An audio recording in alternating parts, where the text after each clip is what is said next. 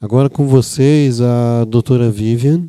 A doutora Vivian é especialista em sono, que é algo que eu vejo muito comum com as minhas amigas corujinhas. Ficam até tarde e acordam com a bateria que já é viciada, descarregada, né? Então, com a palavra agora, a doutora Vivian. Bom dia a todos, é um prazer enorme estar aqui. Luciano, obrigada pelo convite. Bom, o Luciano ele me convidou para um desafio, para falar sobre sono para vocês e o sono dentro da miopatia mitocondrial ou nas alterações da mitocôndria. E eu acabei aceitando esse desafio, realmente acabei aprendendo muitas coisas e o que eu vou apresentar hoje aqui para vocês, na verdade, é a divisão do meu conhecimento. Eu já trabalho na área do sono há um bom tempo, principalmente com distúrbios respiratórios do sono. Aprendi muito para construir essa aula e estou aqui para dividir tudo isso com vocês. Existem várias definições a respeito do que seria sono. Se a gente for procurar na literatura, a gente vai encontrar vários modos de descrever o que seria o sono. De uma forma geral, é um estado comportamental reversível, porque você desliga um pouco, ou diminui um pouco o seu organismo, mas depois você volta às funções normais quando você acorda no dia seguinte. E outra coisa importante é que, durante o sono, acontecem diversos fenômenos que são essenciais para a boa função do nosso organismo. O sono ele tem uma característica muito interessante. Durante o sono, o nosso organismo não fica da mesma forma o tempo inteiro. Nós temos várias fases de sono. O que eu estou representando aqui é apenas um único ciclo de sono. Na verdade, durante a noite, nós repetimos de 3 a 4 ciclos. Hoje, esses ciclos eles estão divididos em estágio 1, ou N1, estágio 2, estágio 3 e o REM, que é o movimento rápido dos olhos. Em geral, nós passamos mais ou menos 10% da noite no estágio 1, que é o sono superficial, 50% da noite no estágio 2, que é um sono um pouco mais profundo, em torno de 20% no estágio 3, que é chamado de sono delta, que é o momento que o nosso cérebro está mais relaxado, e mais ou menos 20% no REM.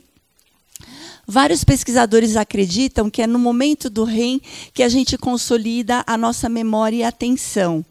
E o tônus muscular ele também está diferente em cada uma das fases do sono. Nos estágios mais superficiais, o nosso tônus muscular é mais ativo. Quando a gente aprofunda o sono, o músculo fica mais relaxado. Também o sono é um momento que a gente libera algumas substâncias essenciais para o nosso organismo. A gente começa a produzir a melatonina mais ou menos por volta das 6 horas da tarde, quando teoricamente deveria diminuir a luminosidade. Hoje em dia, com o advento de computador, televisão, a luz branca, toda essa luminosidade acaba suprimindo a produção de melatonina. E, teoricamente, a melatonina deveria ser produzida quando diminui a luminosidade para preparar o nosso organismo para dormir bem, e o pico dela é mais ou menos por volta de meia-noite, 1h da manhã. Quando, então, começa a ser formado o cortisol, que é outra substância essencial para deixar o organismo ativo e preparado para as atividades logo cedo, para enfrentar o dia a dia. Imagine, então, uma pessoa que fica no computador, no celular, até mais ou menos meia-noite, 1h da manhã, quando seria o pico da melatonina. Ela vai dormir, por conta dos compromissos sociais, ela tem que acordar às 6 horas da manhã. Então, aí a gente vê que já tem uma pequena bagunça no nosso organismo, que está influenciando muito a nossa qualidade de vida e a nossa saúde. Qual é a importância do sono, então?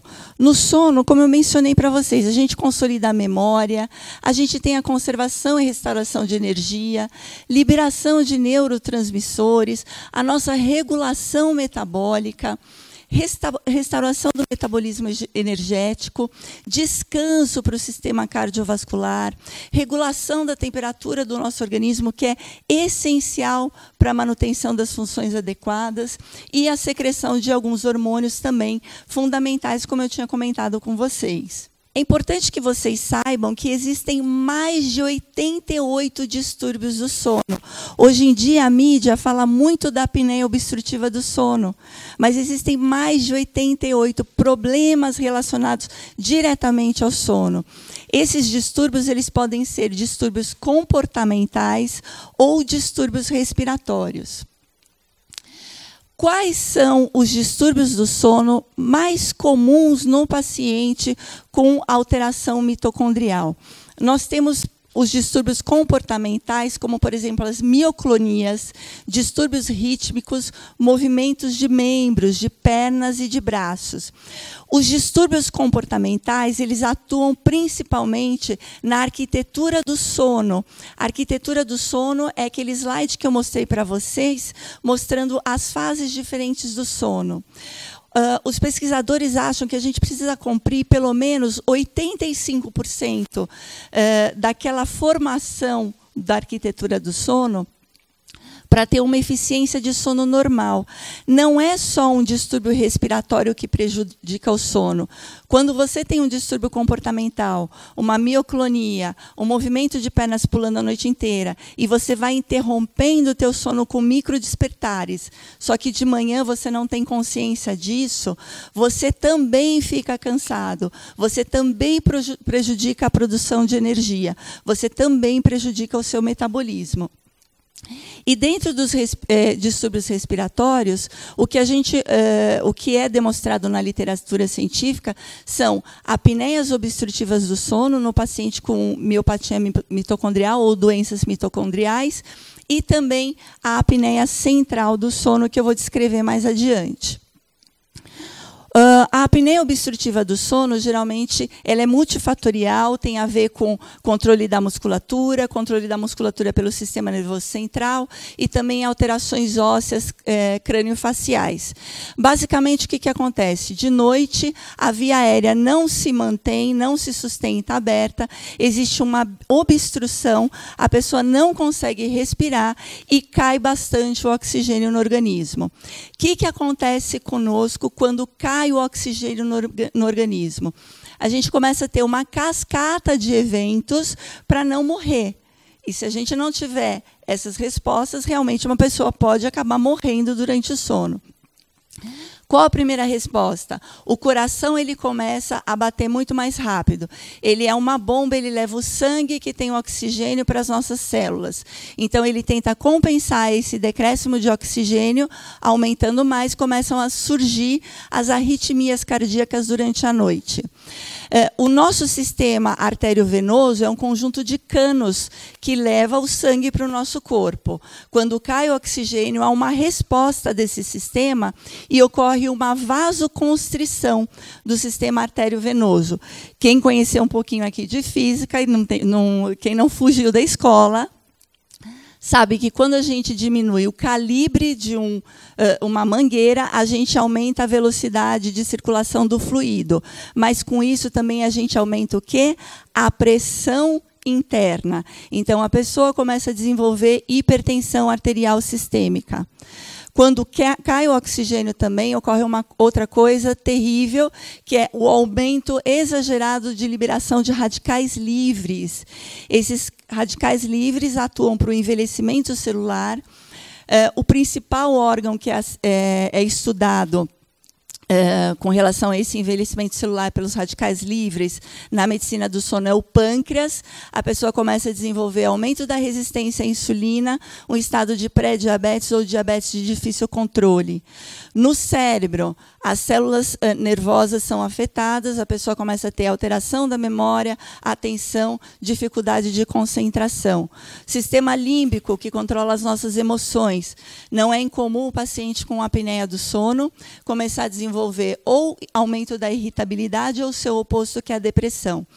E isso daí está mais do que consolidado na literatura científica. Recentemente estão sendo estudados a interação da apneia do sono com câncer pela liberação de radicais livres e problemas oftalmológicos, como, por exemplo, o glaucoma. Na parte de apneias centrais, que é o mais comum no paciente com miopatia mitocondrial, o que acontece? Por uma fraqueza da musculatura, o pulmão não é ventilado com uma quantidade de ar adequada. Com isso, começa a reter dióxido de carbono no nosso organismo. O sistema nervoso central, a parte que controla a respiração, detecta esse aumento de dióxido de carbono na circulação e manda uma resposta para o sistema respiratório para que a pessoa comece a ventilar mais. Então, a pessoa começa a aumentar muito a velocidade de ventilação, mais ou menos assim. Com isso, ela acaba limpando esse dióxido de carbono, só que ele cai mais do que o necessário. Então, quando ele cai mais do que necessário, o sistema que controla a respiração também detecta isso e manda a pessoa parar de respirar. São as apneias centrais do sono. São as paradas respiratórias que acontecem no organismo durante a noite por esse desequilíbrio, principalmente do CO2, causado pelo déficit ventilatório. O que acontece quando a pessoa está privada de sono? Ela começa a ficar com irritabilidade, dificuldade de concentração, fadiga, isso é uma coisa muito importante, diminuição da memória, alterações de humor e sonolência excessiva. Daqui vocês já começam a perceber como alguns sintomas de privação de sono ou de sono de má qualidade podem ser confundidos com alguns sintomas que acontecem também na miopatia mitocondrial. A gente também começa a ter alteração do fluxo cerebral e eu já mencionei para vocês as questões cardiovasculares envolvidas.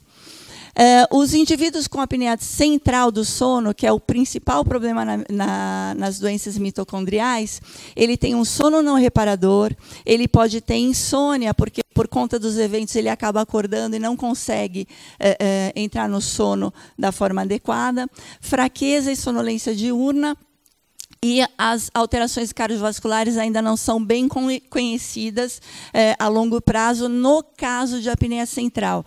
No caso de apneia obstrutiva já é bem conhecido. Também não são conhecidos a quantidade de eventos por hora. Eventos por hora é uma marcação da gravidade do distúrbio respiratório. Então, não é conhecido ainda exatamente a quantidade de eventos de apneia central que é necessário para causar um dano evidente no organismo. Então, por que a gente tem que dormir bem? A gente tem que dormir bem porque dormir bem previne a obesidade, combate a hipertensão, fortalece a nossa memória, controla o diabetes, diminui o risco de doenças cardiovasculares, previne a depressão, favorece o desempenho físico, a gente consegue formar as nossas energias para o dia a dia, melhora o desempenho no trabalho. E agora aqui a gente vai falar especificamente com relação ao sono e à doença mitocondrial. Quando eu fui fazer o levantamento dessa área, eu me deparei com uma questão importante. Apesar de alguns dos sintomas de distúrbios do sono serem muito parecidos com sintomas que a gente vê na doença mitocondrial, existem poucos estudos na literatura que abordam em relação a isso. Nós sabemos que a miopatia mitocondrial ela faz parte de um grupo de doenças hereditárias, né, que pode afetar o músculo isoladamente ou não, e que, em geral, são afetados muitos órgãos e sistemas. E que a manifestação clínica ela é muito heterogênea. Então, existem vários sintomas que podem aparecer e, às vezes, fica difícil detectar se aquilo está acontecendo em função da doença mitocondrial ou em função de outra doença que está associada. Então, principalmente o que os estudos falam é que existe uma dificuldade clínica em reconhecer a possibilidade de um distúrbio respiratório do sono que está acontecendo no paciente com alteração mitocondrial. E muitas vezes isso daí não é investigado. E, por outro lado, o distúrbio respiratório do sono ele pode ser anterior à manifestação da doença mitocondrial. Então, quer dizer, é uma coisa que não está sendo investigada, não está sendo estudada, mas que pode estar acontecendo antes da manifestação da doença e pode estar piorando os sintomas e os sinais da doença. Os indivíduos com a doença mitocondrial, eles são suscetíveis a distúrbios respiratórios do sono. Então, eu vou mostrar aqui para vocês alguns estudos que tem na literatura, que são poucos, mas que mencionam a questão da alteração respiratória durante o sono. Esse é um estudo de 2001 e ele fala das manifestações na doença mitocondrial. Dentre várias manifestações de sinais e sintomas, esse estudo ele já levanta a bola para a questão da apneia do sono, falando que esses pacientes eles podem apresentar tanto a apneia central como a apneia obstrutiva do sono. Nesse outro estudo, de um paciente apresentando uma alteração mitocondrial, foi detectado que nesse paciente ele tinha um distúrbio respiratório do sono também, e que estava influenciando no curso da doença dele. Esse paciente ele foi tratado e ele teve uma melhora importante no curso, né, na vida dele, na qualidade de vida dele, na saúde, com o tratamento do distúrbio do sono, com terapia de luz, cronoterapia, melatonina e medicamentos. Nesse caso específico, era um paciente que tinha um distúrbio comportamental do sono. Ele tinha um atraso das fases do sono e não conseguia entrar de forma adequada no N1, N2 e N3. Então, vocês estão vendo aqui um caso de distúrbio comportamental afetando a saúde de um paciente com doença mitocondrial. Nesse outro estudo, que fez uma investigação de pacientes com alteração mitocondrial, foi investigar o sono desses pacientes. O que eles encontraram aqui? Que 75% dos pacientes, eles acordavam muito durante a noite, eles tinham microdespertares, interrompendo a arquitetura do sono. 70% apresentavam movimento de pernas, também causando um distúrbio comportamental do sono. 20% dessa amostra de 20 pacientes tinha apneia central do sono. Então, tudo isso para mostrar para vocês como é importante pesquisar a parte do sono, fazer um diagnóstico da qualidade do sono nesses pacientes. Esse outro estudo também foi um caso de uma moça que inicialmente acharam que ela tinha fibromialgia, aí começaram a investigar e descobriram que não era fibromialgia, que era doença mitocondrial, e ela também apresentava uma dificuldade relacionada ao sono. Esse outro estudo também, de 8 pacientes, 50% da amostra tinha distúrbios respiratórios do sono. E esse daqui é uma revisão da literatura de 76 até 2014, e todos os pacientes que foram incluídos nessa revisão, eles apresentavam distúrbios do sono ou referiam o sono não reparador. A grande maioria dos pacientes apresentava apneia central do sono, como eu mencionei para vocês, acaba sendo o distúrbio mais comum, e 5 apneias obstrutivas. E esse estudo ele conclui que o distúrbio do sono, os distúrbios do sono não são adequadamente investigados nessa população. E a causa provável da alta prevalência do distúrbio do sono ocorre principalmente devido ao decréscimo da energia celular e o funcionamento inadequado da musculatura respiratória. Então, o estudo, principalmente, ele alerta aos profissionais que trabalham com esses pacientes para investigar e tratar os distúrbios relacionados no sono nessa população. E fala que o tratamento desses distúrbios pode melhorar de forma significativa a qualidade de vida e a saúde desses pacientes.